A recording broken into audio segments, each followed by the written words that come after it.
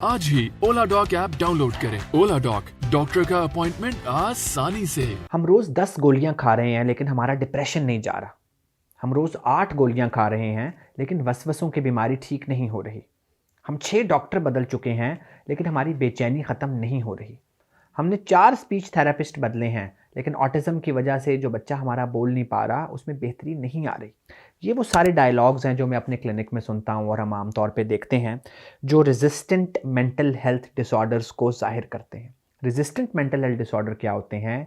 वो ज़हनी और नफ्सियाती बीमारियाँ जो 2 या 2 से ज़्यादा दवाइयाँ जिनको गुड डोज़ पे गुड टाइम के लिए दिया जाए उनसे ठीक नहीं होती। अब अगर वो 2 दवाइयों से जो अच्छी डोज़ पे दे दी हैं ठीक नहीं हो रही, तो इसके 2 पहलू हो सकते हैं। या तो पेशेंट को होलिस्टिक मॉडल ऑफ केयर नहीं दिया जा रहा, दवाई के साथ उसकी सोच और बिहेवियर पे काम नहीं किया जा रहा, माहौल पे काम नहीं किया जा रहा, या फिर बायोलॉजिकली ही बीमारी इतनी सख्त है कि उसको स्टेप अप ट्रीटमेंट देना पड़ेगा। और सख्त बीमारी का हरगिज़ मतलब नहीं है कि मरीज़ के जिस्म में दवाइयों की कमी है। सो एडिशनल दवाइयाँ देने से वो बेहतर नहीं होगा। फिर वो स्टेप अप ट्रीटमेंट्स क्या हैं? ट्रांसक्रेनियल मैग्नेटिक स्टिमुलेशन है, इलेक्ट्रोकन्वल्सिव थेरेपी है, केटामीन थेरेपी है, डेपो इंजेक्शंस हैं अगर पेशेंट साइकोटिक है। फिर हमें इन ऑप्शंस के बारे में सोचना पड़ेगा। और इनमें से एक ऑप्शन जिस पे हमने बहुत अरसे से अब पाकिस्तान में काम किया है और 500 प्लस पेशेंट्स को बेहतर किया है, वो है ट्रांसक्रेनियल मैग्नेटिक स्टिमुलेशन।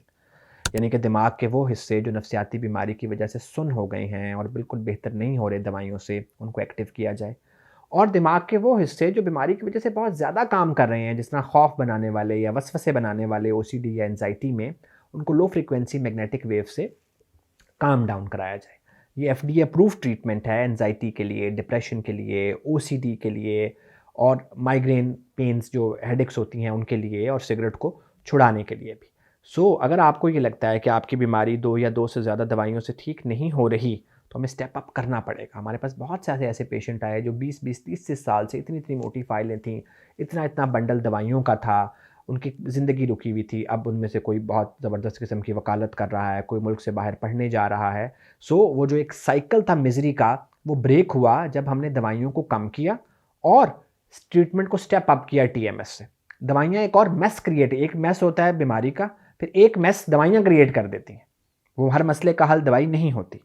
अगर आपको लगता है कि आपको रेजिस्टेंट मेंटल हेल्थ डिसऑर्डर है, आप 2 या 2 से ज़्यादा दवाइयों से ठीक नहीं हो रहे, तो हमें एक होलिस्टिक मॉडल ऑफ केयर अपनाना पड़ेगा और हमें स्टेप अप करना पड़ेगा, जिसमें से एक step up treatment transcranial magnetic stimulation हो सकता है।